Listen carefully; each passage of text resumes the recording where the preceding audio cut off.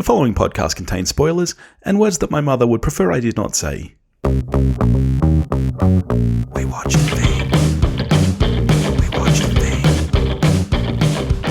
Hello everybody and welcome back to We Watched a Thing. Once again I'm joined by one of my fabulous, wonderful podcasting friends. Once again, it's Julio from the Contrarians. How you going, buddy? Hey, I'm back, and now you are on the other end. We're going to talk about something you That's love. Right. That's right. Trash it. And hopefully you won't trash it. Like I kind of did a little with Life Aquatic, which we did last time.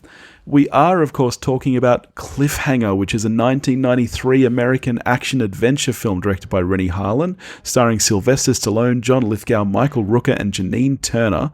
And I'm going to do this to you. What is it about, Julio? We've all seen Die Hard. Yeah. This is Die Hard in a mountain. A series of mountains. Die Hard in the mountains? Yeah, I could see that. Yeah, it's okay. So Sylvester Stallone, he climbs mountains for a living. He rescues people, I guess. And then one day he loses someone, and that's enough to get him to quit. He retires. But then he gets sucked back in. Yeah, he gets sucked back in when he gets tangled in this plot. It's like a video game. John Lithgow has misplaced three big cases of cash throughout this mountain range. And so he kidnaps Stallone and Michael Rooker and starts a cat and mouse game between the bad guys, Stallone, Michael Rooker, and the thankless female character played by, is it Janine Turner? Yep. Yeah. So this is actually in my top 20 films of all time. My God, Billy. Which is kind of strange for me. I'm absorbing that information, Billy. Just taking a deep breath and letting it sink in. I'm not really an action fan at all. I didn't love Die Hard the way most people do. It's just not really a genre I'm really there for usually. You and I seem to have pretty similar tastes. Where are you on action films in general? It's not my go-to genre, but I can appreciate a well-made action movie. So I love Die Hard. To me, Die Hard is exceptional. It has just enough character work, has really good set pieces. It's tight, like it's really smart. I think that without going too far ahead, I think that that's the big difference. Like, I mean, I'll drop the pretense, Billy. I had a good time with this movie, but this movie is not smart. And Die Hard is smart. And I think that, you came to Die Hard late, right? I mean, didn't you watch it? Yeah, I was going to say, and I think that's the difference for me. Like, I saw Cliffhanger as a young kid. I was maybe 8 or 9 years old. And so this is, for me, what Die Hard is for many other people, where they saw it in the 80s. I didn't see it until, 4 years ago. It was our first Christmas special for the show, and that was the first time I'd seen it. So I think that, there's definitely a lot of nostalgia going on. But do you find yourself measuring up new action movies? Anytime you watch an action movie, do you kind of like measure up against Cliffhanger? Against this, that's right. And that's why I tend to not like most modern action films, because to me, they're missing this sense of cheese and fun, which to me, that's what an action movie is. Like, an action movie needs a good level of cheese with it. And so many these days, like John Wick does nothing for me, because it takes itself so seriously. And I need John Lithgow saying cheesy one-liners, like that's what I need in an action movie. How about Fury Road? How do you feel about Fury Road? Yeah, I wasn't a fan of that either. I'm one of the few people in the world that didn't love that movie. I found it a little bit dull. That's impressive, especially coming from an Australian. I'm probably not allowed to say that. I like Fury Road, okay, but to me, it's not just we have so many friends in common that just worship that movie, and podcasting, I also know a lot of people that do so. But to me, it doesn't have the I guess enough heart. So when it comes to action, I can appreciate good set pieces and I can get caught up in all the stuff, but I think that sometimes it can get too silly, and like in this movie, or sometimes it can get just it doesn't have enough heart. I watched Speed a couple of years ago for the show, and I thought Speed was great for what it was. Speed is great. It was. I think that the dynamic between Keanu Reeves and Sandra Bullock in that movie, that's one of the strongest points. And so if you have something like that, I'm more likely to really enjoy an action movie. Yeah. So this defined the action genre for you when you were a kid. Absolutely. To me, this is what an action movie is and what an action movie should be and could be. If they just tried a little harder. Like, to me, I think the premise is actually really strong, and the scenery and set pieces that this story allows are so wonderful. Like, I don't think I've ever seen an action movie with as much fun a set piece as Stallone just running around, climbing mountains. You know, when he's in the cave and he literally picks a person up and just like impales them on a stalactite. Like, where else can you see that? 1 or 2 Marvel movies from now, I'm sure they'll get there. Probably my biggest compliment to this movie, and the one thing that is going to set it apart going forward. Whenever I think of Cliffhanger, I'm going to think of the setting. That to me is the real star of the movie, even more so than Stallone. Yeah. Just the snowing mountains and the things that Renny Harlin does with this setting, just the set pieces, and just I think that was the biggest enjoyment I got out of it, just to see what else is he gonna do in this landscape, and how else is he gonna take advantage of the fact that they're just climbing a mountain and there's ice all around them. That's the thing to me, and it's funny, you know, you spoke about Die Hard being smart and this not being smart, and in some ways I can see where you're coming from. I think there's a lot of, you know, very cheesy dialogue, but to me, I think what this movie does really well, and because of the setting, it allows it to almost have two villains, because to me this is a perfect blend of not only surviving bad guys, but you're also up against nature, and you've got, I just think that gives it a really interesting dynamic that we saw recently try to be emulated with Tyler Sheridan's Those Who Wish Me Dead. I don't know if you saw that. It's basically Cliffhanger, but with a bushfire. Oh, yeah, I didn't get around to it. I'll get to it because I wanted to watch it. I personally really liked that movie, which a lot of people didn't. But I think that's another one that it's just got this interesting blend of, like, not only are you trying to outsmart these bad guys, but you're literally up against Mother Nature and everything that's trying to kill you with already. Like, yeah. Yeah, it's smart filmmaking from the action genre set pieces point of view. When I think that it's not as smart, it's just plot wise, like the actual nuts and bolts of the story, where there are just moments where characters don't do the smart thing. And I mean, I don't want to keep bringing up Die Hard, but I kind of have to, because to me, you know, that is what I measure against. And because there is the idea of, I don't know, I mean, I imagine it's not exclusive to Die Hard, but in pop culture, when you say Die Hard in like, you automatically know that you're talking about, a character facing off against a whole bunch of villains in a very confined setting. The thing about Die Hard, the first one at least, is just that everybody's really smart. You know, John McClane is really smart and Hans Gruber is really smart. And when somebody does something that's not smart, there's consequences and they get called out for it. And so that, to me, that's what elevates it. Like here, especially once you get in the second half of the movie, like characters start making decisions that are happening mainly so that we can have a set piece. You know, there's no reason why certain people should be obsessed with acting a certain way. Like, I think it's Leon.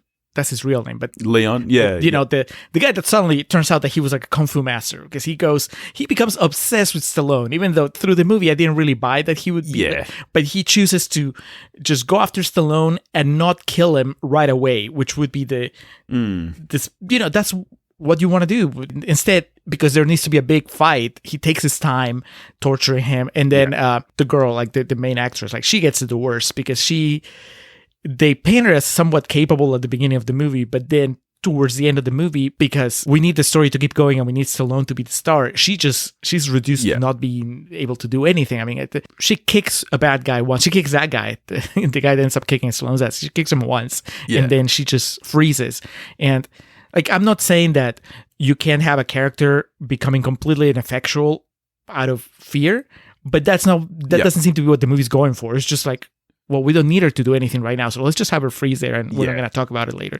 So that kind of stuff, kind of like, it ends up adding up. Like, I don't know, even like at the end, the big climax, I don't know what John Lithgow is thinking. Like, he has the upper hand, and he just gives it away. He has Stallone's girlfriend as a hostage, and the moment that Stallone says, like, no, I have your money right here, I'll trade, then Lithgow, who's been established as being this bloodthirsty maniac, he should have just like, if I was Lithgow, I would have just like shot her in the leg and be like, okay, I'm shooting her again if you don't give me the money right now. And then that's it. The movie's... Yeah, I mean, Or even more, just shoot Stallone. Or just shoot Stallone. Just shoot him. Yeah, I mean, he'll drop the range. briefcase. You don't need him alive. Yeah. No, this is me overthinking a movie, Billy. I mean, don't get me wrong. I know I'm overthinking a film. I'm sucking the fun out of Cliffhanger, and that's not. I know that's not what it's about. But I can't help myself but go through that thought process when a movie doesn't quite have me. It does have me at See, and it's funny. That's the thought process that I would definitely go through with other movies. But I think because I saw this as a kid and I kind of take it at face value, I don't think about those things. But you're absolutely right. Not only is he established as, like, he'll do anything. He shoots his girlfriend just to make a point. Really. Yeah, and that scene is awesome. And like that's smart. Yeah, well, that's the thing. He's established as a very smart character already, and we've seen him kind of outwit and outplay others. So I know what you're saying with that final scene about that kind of turning away. There are moments where I'm perfectly happy just not even thinking about it. Like the whole sequence where he is it's one of the other guys, but it's just Stallone and this guy just sliding downhill, and that is awesome. Yeah. I don't care if it makes sense or not. I thought it was great. I know, like he basically uses Stallone as like a what's the word I'm looking for? This is going to sound really dumb, like a snow surfboard. What's that? Snowboard. Word? A snowboard. I'm so dumb. He literally uses Stallone as a snowboard. Yeah. And it's like totally fine. 2 seconds later, Stallone does the reverse and the guy's face gets all torn up. It's like, but he just rode you that same way. Let's talk about one of the few action set pieces which isn't on the mountain. I'm talking about the plane sequence with the two planes tied together. Mm-hmm. How did you feel about that? I was lost. This is probably more on me than the movie. Unless you're about to tell me that's I think that confuses you too. I didn't know what was going on. It doesn't help that a lot of people are... I knew the gist of it. I'm like, oh, this is a bad guy. He betrayed them and he's, taking the money. But there's a lot of like back and forth between what the guy's doing in one plane and what the other guys are doing on the other plane. And I was like, I don't know what's going on. I don't know what's happening. I don't know any of these characters. I assumed, because I knew John Lithgow was a bad guy, I assumed that he was in the other plane, but I was not sure what was happening until things go south. And, when the FBI agent that they thought was dead turns out to be alive, that was pretty awesome. Yeah. And he just fucks them up before the plane explodes. Like that was cool. But I wouldn't put it... It's probably my least favorite out of all the action sequences in the movie. Yeah. Do you feel differently? See, it's interesting. Well, I mean, I didn't have any problem following it, but again, I've seen this movie so many times that I couldn't tell you if maybe I did when I first saw it. But for me, this time I was a little bit like, well, hang on. You've got the pilot on board. You've killed everyone else on the plane. Why do you need to zip line to another plane? Why can't you land the plane and just hand the money off on the ground? Because you've got the pilot. It's not like you killed the pilots and you have to get off the plane. The pilot's there. He can land the plane for you and you can hand this money off. It's really just an excuse for this over-the-top sequence. I'm sure if you asked the guys that wrote the movie, they would tell you that, well, the reason is that they can't land for a reason. Right, and so it needs to happen right now in midair, because otherwise they'll be able to track us. Or maybe it's to do with the tracking of the briefcases or something. Yeah, which is the other big thing I have a problem with is when he's got the tracker, and it gives like a side view of the mountains. It's like that's not what a map would look like of these tracked objects. Well, that's how does it know like the altitude and like the shape of the mountains? That's not what you'd be seeing. The government has technology that we don't have access to, so I imagine they just they're decades ahead. That was weird. I like that conceit though. I like the idea of like you set up these 3 drop spots, and I don't care that it's like a video game. That's fun to know that they're gonna have to hit those 3 spots, and just to see how Stallone is gonna have to outmaneuver them 3 times. How do you feel about Stallone overall, like in this movie and as an actor? I don't know that I've ever heard you talk about him on your show before. Yeah, you know what? That's probably true. I think the most we've spoken about him would have been recently in The Suicide Squad. I like Stallone, surprisingly. Like I'm not... Like I said, I'm not a big action movie guy, but to be honest, I don't think he is either. I think that he's mostly in the same kind of action that I tend to enjoy, which is cheesy, over the top like when I think of Stallone, I think of stuff like this or Judge Dredd. I'm not a Rocky fan. I appreciate what he did there, and he's kind of like the poster boy for giving yourself a career. Right. Like before we had people like Kevin Smith and people like that who really took indie film to a new level. He was the guy who was like, anyone can do this. So I definitely appreciate that. Do I think he's a good actor? No, not at all. But again, that's not what I want in an action movie. I don't want, we've seen the flip side of this. We've seen Dame Helen Mirren in The Fast and the Furious. So we've seen what a good actor in an action movie looks like, and it doesn't make it any better. So for me, I think Stallone is perfect in this role. I think he's good. I've been going through this sort of reevaluation of Sylvester Stallone as an actor, because if you had asked me a few months ago what I thought of Stallone, I would have told you he was not good. Just overall, I don't think that I think he has a screen presence, but I don't think that he has any sort of range as an actor. Even though I've seen Copland, and I think Copland is, at least in my mind, it was the exception, and now I think it's probably his best work still. But that might now. Recently, I've come to think that maybe I've just been underestimating him, that it's not so easy to actually be Stallone the way that we see him on screen. And it's funny because we did it on the show, we watched Tango and Cash, and he is atrocious in that movie. And I think that seeing him be so bad there made me appreciate what it's like when he is good, when he's just doing what needs to be done. And I think that Cliffhanger is actually a good example where I think he's outstanding, as in, some people I keep going to Die Hard, but like Bruce Willis in Die Hard, he brings a charisma to that character that helps the movie, and it paints you a character. He hits the marks. I mean, he actually did make me groan whenever he had a one-liner. Like, he hit the one-liners just right, and he performed those action sequences in a way that needed to be performed. Like, I think that's harder than sometimes I give him credit for. And he didn't take me out of the movie. And this is a movie where, you give the wrong performance there, and that's it, you're done, because it's Stallone and everybody else. So I'm in the process of giving Stallone more credit. I really should watch Judge Dredd and see what happens there. What happened there? I actually think that his action work in this film is very, very good. I think that, I kind of know what you're saying. Like, it's easy to just stand there and throw a punch and do that. I do think he's giving more here, and I think he actually does quite a lot of facial acting and stuff, which is not something I've come to expect from Stallone. Yeah, there's the grief from the first half of the movie, the first third of the movie. I bought it. I think that's when I clicked. I'm like, man, he's fine. He shows up and he's moping around, and I bought it. It didn't feel like Stallone kind of outreaching or overreaching. He was just. I bought that there was a man that was scarred by what had happened 8 months ago, and now he was trying to, kind of put his life together. So that was cool. Have you seen the second Ace Ventura movie? Oh, very long time ago. I don't know if you remember. I don't remember it. Well, the opening is built. Jim Carrey and the little monkey. The monkey's lips are like in the zip line or something, and it's the opening of Cliffhanger, but I never knew that until now. Right.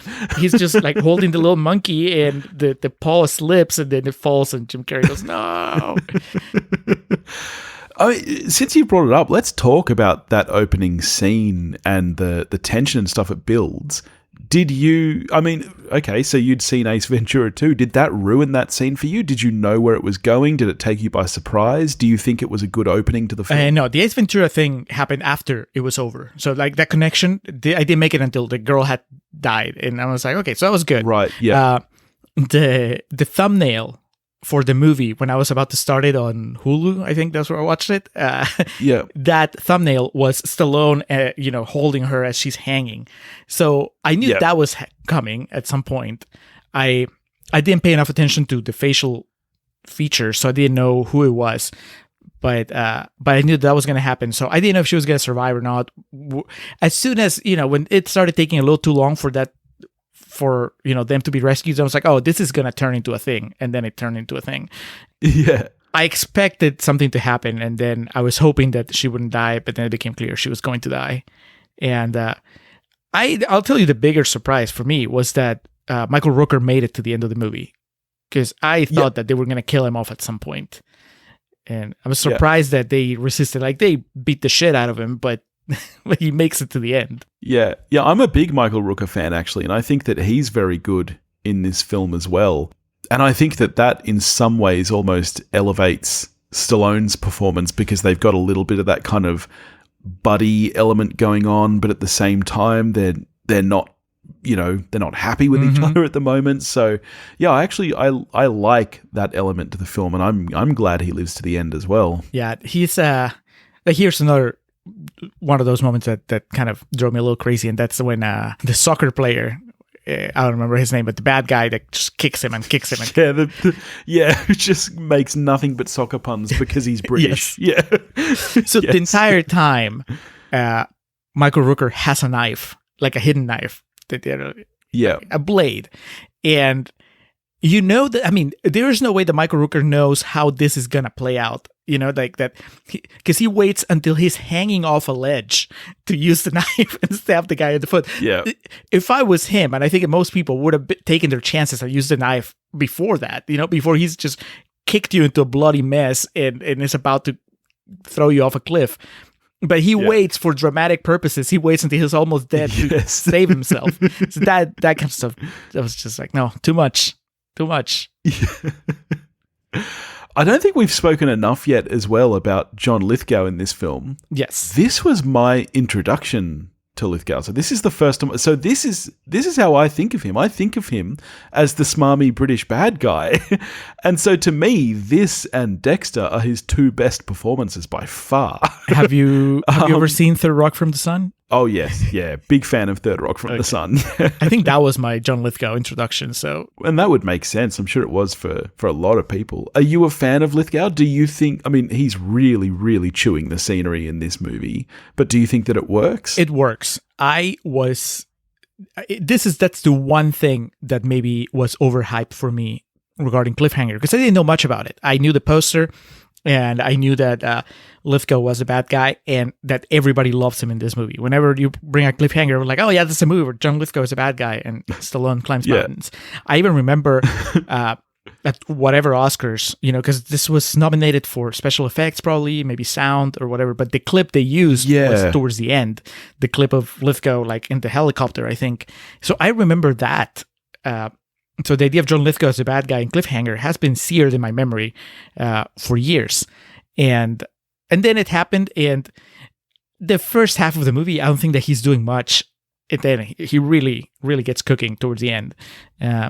So I was a little underwhelmed, and then it came back. I started appreciating what he was doing. Like, the moment when he shoots his girlfriend is amazing. That's how you do it. Yeah. So it's actually interesting. The film was nominated for 3 Academy Awards: Best Sound Effects Editing, and Best Visual Effects. It lost all of them to Jurassic Park, of course. Yeah. It was also up at the Razzies, the Golden Razzies. It was nominated for Worst Picture, Worst Supporting Actor for Lithgow, and Worst Supporting Actress for Janine Turner, and Worst Screenplay. No, I wouldn't even give it to the screenplay. There's so much worse stuff every year. Oh, absolutely. I am a big fan of this screenplay. Like, I know that there's some silly things here and there, but I actually, as I said, as far as this genre goes, I think this is pretty tight. Yeah, it's definitely, it keeps things moving. It never lags, and I like that they keep changing the dynamic of who's got the upper hand, and there's a very I promise this is my last Die Hard reference, but there's a very Die Hard, like, I've got a gun now, ho ho ho moment, which is when they find the tracker, and he just left him a dollar bill that says "want to trade." And I'm like, that's cool. I don't care that it's making me think of Die Hard. That was pretty cool. There's one, no matter how much you think Die Hard is superior to this movie, there's one part where I'm sure you have to agree with me here. This has one of the best scores that an action film has ever had. Yes. And I've heard it before. I don't know when or how. I used to have a CD that was like memorable scores, and it had a whole bunch of John Williams was there like probably 5 times. And so maybe Cliffhanger was part of it. I don't know. But when it kicked in, I was like, oh, I know this, and this is good. Yeah. I agree. Yeah. That there's It's a good one. Who is it? Who's the composer? Trevor Jones, who I don't know if you've ever seen the miniseries of Merlin starring Sam Neill. I've heard of it, never seen it. Right. That same guy did the score for that, and that also has a wonderful theme. But it's so rare to me that an action film would have such a memorable piece of score like this. It's just insanely well put together. And I love how frequently it comes back, but it's different every time. Like it kind of gets referenced in later pieces of score, but just kind of sometimes it's more tense, sometimes it's more uplifting. I think it's a very smartly written piece of score. Yeah, I enjoyed it. Definitely a high point. Now, on the other end, not a high point, but I was puzzled by is it Janine Turner? That's her name? Okay. Yep. She's good, and the movie doesn't do anything with her. Like when the movie starts, I'm like, man, how is it that I didn't see this actress later on? Because I checked her out and she's kept working, but she never broke out into just, you didn't see her in much, bigger productions. You would think that this would turn her into kind of, just one of those actresses that break out. But from the moment that she teams up with Stallone in the second half of the movie, that's where her character just becomes, she's just an accessory. A sidekick. Yeah. But before then, she's, when she's just kind of yelling at Stallone for bailing on her and for not handling his grief like an adult and all that stuff. She's really good. She looks a little bit like Cersei Lannister. What's her name? Oh yeah, Lena Headey. Yes, she looks a little bit like her. Yeah, especially in later seasons with the short hair. And I don't know. I was bummed that the movie didn't do more with her. Yeah. How do you feel about her as an actress and as a character? I definitely agree with you. I think that it's funny. She has a lot more to do for the first half of the movie where, I guess, plot-wise, she has a lot less to do. like in that first half of the movie where she's back at the base and she's kind of trying to figure out where they are and stuff. I agree with you. I think her performances there are really strong. And it's not even that her performance gets worse, but once she teams up with Stallone, as you say, she becomes so much less a part of the story. I would have preferred if she had stayed back at the base still trying to, almost like, I'm thinking of, for example, like Con Air, where you've got John Cusack on the ground trying to keep track. I could see something like that continuing and working for that character more than what we got. Yeah, she doesn't really make much of a difference being by Stallone's side. So you could have been, it probably would have been more rewarding if you've gotten rid of the older pilot and she had been the person that gets the subplot of, that's true. Yeah, finding the kid and all that stuff. Man, those two kids, by the way, that's probably the most 90s element of the movie. Absolutely. The thrill seekers. Yeah. So there's been talk about a sequel to this film virtually since it came out, and a number of times it's been in kind of pre-production. They're now talking about doing a reboot. Where are you on that? Are you in for more Cliffhanger? Do you want to see what happens next, or what just more in this universe? I can't imagine. Well, I don't know. It's been a while since I've seen Stallone in an action movie like recently. I mean, I saw Suicide Squad, but that's just him doing the voice. Yeah. I can't picture him climbing mountains in a spectacular way. So if you're trying to recreate that magic, I imagine you have to just cast a new guy. Yeah. And just have Stallone in the background, like what he did with Creed, right? Where his character stops being the focus and he's just like... Yeah, I could see that. Now he's the guy that's piloting the helicopter, maybe. Yeah. Now, if the movie is going to be a sequel to Cliffhanger, but just in the sense that it follows the life of Gabe, it has nothing to do with really, climbing mountains and action or whatever. Now this is just him. It's a serious personal drama about him. It's like him in a retirement home, Yes. Scenes of him in like the aquatherapy pool. Yes. Yeah, exactly. It's just everybody else in his life has left him or has died. Michael Rooker ended up marrying Janine Turner. Yeah. I'm 100% down for that. That would be Do great, that with any action movie. Yeah. You know who could direct it? Wes Anderson. Just bring some whimsy to the Cliffhanger universe. Just a long tracking shot of the retirement home that ends with, well, that's the opening of The Irishman. But still, you could do it again. Stallone there. So, all right, here we go then, I guess. Moment of truth. You'd never seen this film before. I told you I loved it and you should watch it. You probably came to it too late in the same way I did with Die Hard. How are you scoring Cliffhanger? I probably sounded more negative than I really am, because I guess I need to emphasize more that I had a good time. I was just laughing, and there were times where I was just in awe of what was happening. Yeah. Because, the set pieces are pretty impressive, and I had moments where I appreciated Stallone's performance, definitely moments where I appreciate Lithgow's performance. And something that we didn't really get to, and I do want to bring up, is I love the meltdown that, what's his name, Travis, the FBI agent that turned. He just loses his shit in the third act of the movie towards the climax. He realizes he's been losing for so long, and he just can't take it anymore. He gets on the radio, spills the beans about John Lithgow, and then he's like, and now I'm going to go kill Stallone. I think it's my favorite moment in the movie. So I'm landing, on Letterboxd, I would give it 3.5, so 7. I'm giving it a 7. Okay, that's a good score. 7 is good. That's much better than I was expecting. I know, I sounded too negative. See, this is one of those films for me where I find it so hard to rate, because it's like, how do I separate what I see about this film now from how I felt about it when I was 8 or 9? I'm giving it a 9. I know that that's too high. I know that it shouldn't be that high, realistically, but what are you going to do? It's my show, so who cares?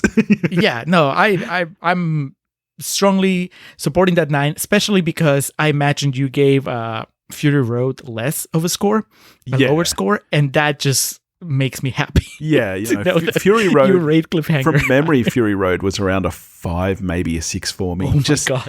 I just didn't love it. I've only seen it the once. Maybe I should revisit it, but I don't know. They're coming for you, Billy. Maybe. The pitchforks and the torches. Maybe I should get Paul from the Countdown on to do Fury Road with me, and I can shit all over it while he jizzes all over it. That'll be a nice combination. All right. Well, thank you so much once again for joining me. This was so much fun. I know that hopefully all of our listeners know how to find you and what you do, but tell everybody anyway, how can people find your show? Well, if you have a podcatcher that you use, just search for The Contrarians. We'll be there. Our little logo is a tomato looking at himself in the mirror. If you want to find our website, it's wearethecontrarians.com. And on Twitter, it's Contrarian Prime. On Instagram, it's Contrarian Prime. On Facebook, it's facebook.com/Contrarian Prime. You can find us any way you want, and hopefully enjoy our episodes the same way that you enjoy hearing Billy talk about the things he loves. That's right. You can find them, and I highly recommend that you do. Hit up The Contrarians. They're so great. Thank you again for joining me. I'm sure that you will be back on this show again at some point. Anytime. You're a legend. All right. In the meantime, if you want to get in touch with me, you can do that at wewatchedathing.com or wewatchedathing@gmail.com. You can find me on Facebook, Instagram, and Twitter, all under the handle @wewatchedathing. If you want to help support the show, you can do that at patreon.com/wewatchedathing, and I'll catch you next week. Toodles. I didn't think of it.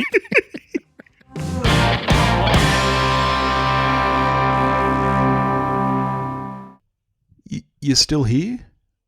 The show's over. Go home. Go. But if you can't get enough of We Watched a Thing, why don't you check out our Patreon page? There's tons of behind-the-scenes content, heaps of bonus episodes. You can get full, unedited videos of each episode recording. You can pick a movie for me to do on the show, or even come and join me while I talk about it. So why don't you head over to patreon.com/wewatchedathing. Go watch a movie.